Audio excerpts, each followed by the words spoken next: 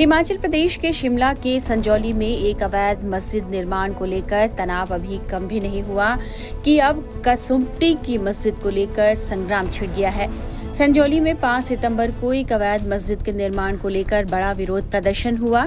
प्रदर्शनकारियों ने मस्जिद को गिराने की मांग की। उनका कहना है कि मस्जिद का निर्माण अवैध है और वहां गैर कानूनी अप्रवासी रहते हैं। लोगों का गुस्सा देखते हुए पीडब्ल्यूडी मंत्री विक्रमादित्य सिंह ने कहा कि अगर ये इमारत अवैध पाई जाती है तो इस पर कार्रवाई जरूर की जाएगी। वहीं संजौली के बाद अब शिमला के कसुम्पटी में भी मस्जिद पर विवाद शुरू हो गया है। लोगों ने यहां भी बीच बाजार बनी मस्जिद का विरोध किया। प्रदर्शनकारियों का आरोप था कि यहां भी दूसरे राज्य से आए लोग अवैध ढंग से मस्जिद चला रहे हैं। उनका आरोप यह भी है कि घर के लिए ली गई जमीन में मस्जिद चलाई जा रही है। बिना किसी भी अनुमति के इसमें कंस्ट्रक्शन का काम किया गया। इस अवैध मस्जिद को लेकर लोगों का क्या कहना है, इस बारे में हमारे संवाददाता मनोज कुमार ने स्थानीय लोगों से बातचीत की। इसी दौरान पूर्व डिप्टी मेयर अवैध मस्जिद के दस्तावेजों को भी दिखा रहे हैं। शिमला के संजौली में एक मस्जिद में अवैध निर्माण को लेकर पहले ही बवाल चल रहा है, लेकिन उसके बाद अब कसुम्पटी जो शिमला से सटा हुआ है, यहाँ पर भी अवैध मस्जिद को लेकर स्थानीय लोग इकट्ठा हो गए हैं। मेरे दाईं तरफ आप देखेंगे एक स्ट्रक्चर है, इसको तरपाल से ढका हुआ है, कवर किया गया है।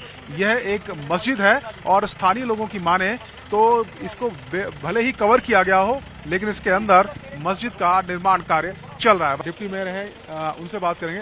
राकेश जी, क्या मामला है और क्या विरोध है यहाँ लोगों का मस्जिद को? विरोध ये है कि पहले तो ये प्रॉपर्टी रेजिडेंशियल है, केंद्रीय सरकार का कब्जा है और मौके पर मालिक केंद्रीय सरकार है, कब्जे में वक्फ बोर्ड के तारुल इस्लाम के है।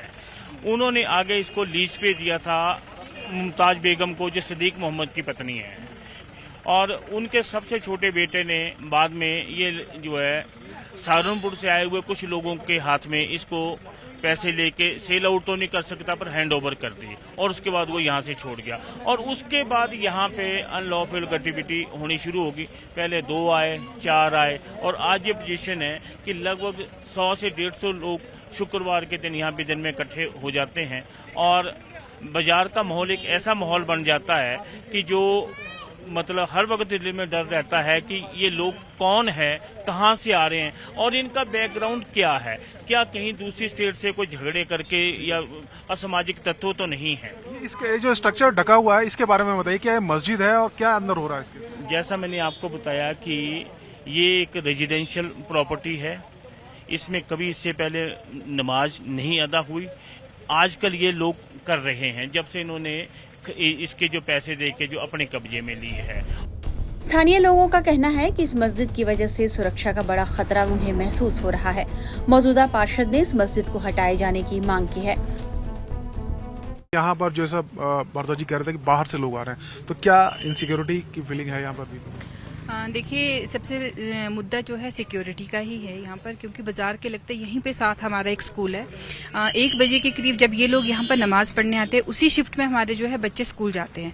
इस तरह से अभी कुछ इंसिडेंट भी यहाँ पर हुआ है। ये जो है हमारे बच्चों को भी इन्होंने कुछ टॉन्ट भी कसते हैं। और अभी रिसेंट जो मलियाना में हमारे एक भाई के साथ इन्होंने जैसे गुंडागर्दी करी है, तो मैं नहीं चाहती कि मेरे वार्ड में भी इस तरह से जो है ऐसी दहशत रहे।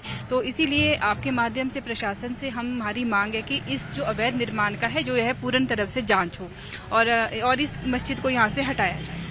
तो ये कितना पुराना स्ट्रक्चर है, जैसे कवर किया गया, ये कब बदला हुआ? ये अभी 3 से 4 सालों के अंदर ही ये स्ट्रक्चर जो है ऐसा हुआ है, क्योंकि दिखता नहीं है। इन्होंने इस तरह से कवर कर रखा है कि इसके अंदर क्या गतिविधि हमें नहीं पता है। इन्होंने एक कैमरा यहाँ सामने लगा रखा है, ये पता नहीं किस वजह से इन्होंने एक कैमरा भी यहाँ पर सामने लगाया है।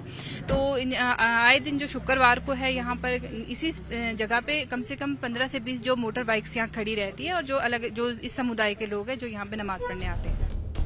हालांकि मस्जिद में आने वाले मुसलमानों का कहना है कि हमने इस बारे में नहीं सुना कि यह मस्जिद अवैध रूप से बनी है। इस वक्त हम कसुम्पटी में जो मस्जिद है उसके बाहर हैं, जिसको लेकर यहाँ विवाद है। और क्योंकि शुक्रवार है, जुमे की नमाज है, तो कुछ लोग यहाँ नमाज पढ़ने के लिए आ रहे हैं। नमाज पढ़ने आए थे जुमे की? जी सर। क्या नाम है जी आपका? मेरा खुर्शीद अहमद है। खुर्शीद जी, कहाँ से आए हैं आप? JNK से हूँ सर। JNK से? तो हर शुक्रवार आते हैं आप यहाँ? जी सर, हर शुक्रवार आते हैं। आज कोई मिला है आपको? सर यहाँ पे ताला लगा हुआ है, तो यहाँ पे है ही नहीं कोई एक्चुअल, पता नहीं चाबी किसके पास है। हम तो अंदर पढ़ने जाते, नमाज अदा करने जाते, बट चाबी पता ही नहीं किसके पास है। यहाँ के लोग कह रहे हैं लीगल है ये मस्जिद, जी सर। कह रहे हैं अवैध रूप से बनाई गई है मस्जिद। यहाँ के लोग हैं वो कह रहे हैं। जी सर, मैं भी कम से कम 12-13 साल से तो यहाँ पे आ रहा हूँ, पढ़ रहा हूँ यहाँ पे, तो अभी तक तो ऐसा कुछ सुना ही नहीं कि लीगल है इलीगल है, तो ऐसा कुछ सुना ही नहीं सर। आप कहाँ से हैं? कश्मीर से जी। अभी कश्मीर से हैं। हर शुक्रवार आते हैं? जी जी। क्या नाम है आपका? आदिल। आदिल। आदिल, ये बताओ कि इस मस्जिद को लेकर कहा जा रहा है कि गलत तरीके से बनी है। नहीं सर, गलत तरीके तो है ही नहीं जी ये। मुझे भी 2-3 साल हो गए यहाँ आते हुए नमाज पढ़ी। मैं 3 सालों से नमाज पढ़ रहा हूँ जी यहाँ पे। ठीक है, और भी बहुत सारे लोग हैं भाई साहब। आपका नाम और कहाँ से आए?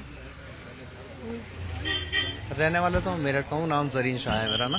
जरीन, कब से आ रहे हैं आप लोग यहाँ नमाज पढ़ने? ऐसे तो आते रहते हैं, जैसा अपना टाइम लगता है उस हिसाब से ना।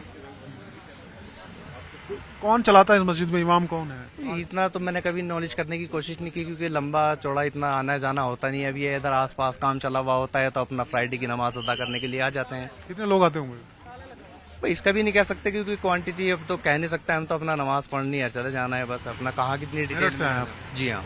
आप अब हम आपको एक बार फिर से लेकर चलते हैं सिंगौली, जहां एक अवैध मस्जिद को गिराने की मांग पर लोग अभी भी अड़े हुए हैं। इस मस्जिद को लेकर लोगों ने कुछ इस तरह अपना गुस्सा जाहिर किया है। संजौली की मस्जिद को लेकर लगातार विवाद बना हुआ है और यहाँ पर जो स्थानीय निवासी हैं वो ये कह रहे हैं कि लगातार यहाँ पर जो डेमोग्राफी भी चेंज हुई है और बाहरी लोग भी यहाँ पर आए हैं। अब जो विवाद है इस पर स्थानीय लोग क्या सोचते हैं, अब ये मामला क्यों सामने आया, जबकि ये मस्जिद तो बताई जा रही है बहुत पुरानी है। मस्जिद इसमें कोई शक नहीं है कि पुरानी है, लेकिन जो अभी 2010 के बाद जो स्थिति उत्पन्न हुई यहाँ पर, और जैसा कि विधानसभा के अंदर मंत्री अनिरुद्ध सिंह जी ने स्थिति को स्पष्ट किया और उन्होंने इस चीज को बताया कि जो ये इस तरीके का जो निर्माण हुआ है और ये निर्माण 4 मंजिल का हुआ है, तो ये चीजें जो है, ये चीजें यहाँ पर जब धीरे धीरे सामने आई।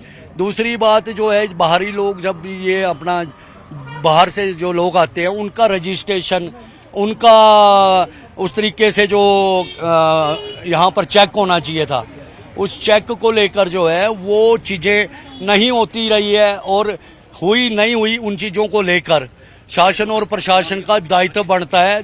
और क्यों चेक नहीं किया गया, इतना बड़ा विरोध, जनता का आक्रोश है, ये ऐसे नहीं पैदा हुआ कि हुआ नहीं। तो ये चीजें जो है उसको लेकर जो है लोगों के अंदर गुस्सा है। ठीक है, आप लोग क्या चाहते हैं, स्थानीय निवासी क्या चाहते हैं, अब इसमें क्या होना चाहिए? देखिए, स्थानीय निवासी हम ये चाहते हैं कि जो ये पनाहगाह बनी है ऐसे लोगों की, जो रास्ते पे चलते हुए माँ बहनों पे फाबतियां कसते हैं, हमारे स्थानीय युवाओं को मार पीट कर इन पनाहगाहों में चले जाते हैं और अवैध रूप से यहाँ पे बिना किसी पंजीकरण के, पता नहीं किस आपराधिक पृष्ठभूमि से आया व्यक्ति है, इन पनाहगाहों में अपनी पनाह बना के रह रहा है। तो आप कह रहे हैं मस्जिद नहीं पनाहगाह है? ये मस्जिद नहीं पनाहगाह है और हमारा ये संजौली शहर एक ऐसे बारूद के ढेर पे खड़ा है। इस बारे में मस्जिद के इमाम ने क्या कहा है, ये भी जान लीजिए। ये जो पूरा विवाद है, इस पर क्या पक्ष है आपका, और जो कहा जा रहा है कि भाई ये अवैध है, इस पर कितनी सच्चाई? देखो, ये मामला तो वक्फ बोर्ड और एमसी के इसमें चला हुआ है। इसको वक्फ बोर्ड देख रहा है इस मामले को हमारी तरफ से। और बाकी जो ये विवाद फैला है, ये जो मलियाना में लड़ाई झगड़ा हुआ है, कुछ शरारती लड़कों ने जो है हमारे एक हिंदू भाई है उनको चोट पहुंचाई है, उस मामले को यहाँ तक मस्जिद से जोड़ा गया है। ये थोड़ा अफसोस की बात है। ठीक है, क्योंकि प्रशासन जो है पूरी अपना कार्रवाई कर रहा है, उन लड़कों के ऊपर FIR भी हो गई है। तो लिहाजा जो मस्जिद के लेकर जो मसला है, वो मसला तो MC में पहले से चला वही है जी। तो क्या ये जो आरोप है कि भाई ये अवैध तरीके से बनाई गई, इसमें कितनी सच्चाई, और क्या आपका पक्ष क्या है इसमें कि कितनी वैध है कितनी अवैध है?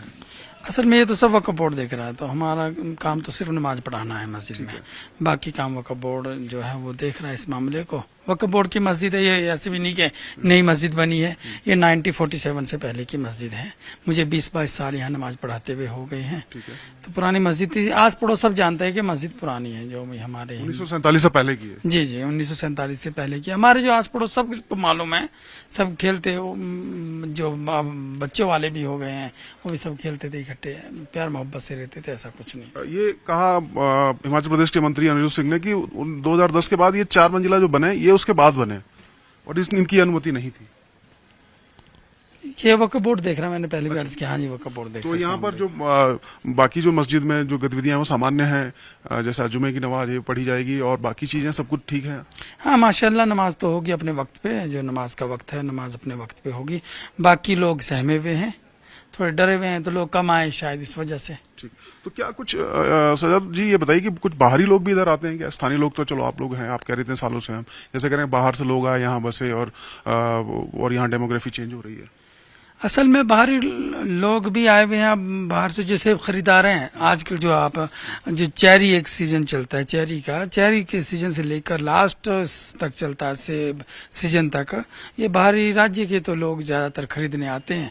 और इस मस्जिद से ताल्लुक है नमाज पढ़ने का। ढली मंडी है, पराला मंडी है, नारकंडा से लेकर, क्योंकि इसके ऊपर आपके लगभग 50 किलोमीटर से पहले कोई मस्जिद नहीं है, जो सब इसी मस्जिद से जुड़ते हैं। और ज्यादातर जो सेब खरीदार है और बाहरी राज्य के लोग भी आए हुए जो छापा फड़ी वगैरह लगाते हैं यहाँ पर, और दुकानें हैं की भी किसी को काफी सालें भी हो गई हैं, मगर कुछ शरारती भी हो जाते हैं बीच में जो लड़के, जिनकी वजह से ये मामला गड़बड़ा गया है। बहरहाल अब लोगों को मस्जिद पर अवैध निर्माण को लेकर नगर आयुक्त के फैसले का इंतजार है। नगर आयुक्त की अदालत में इस पर 7 सितंबर को सुनवाई होनी है।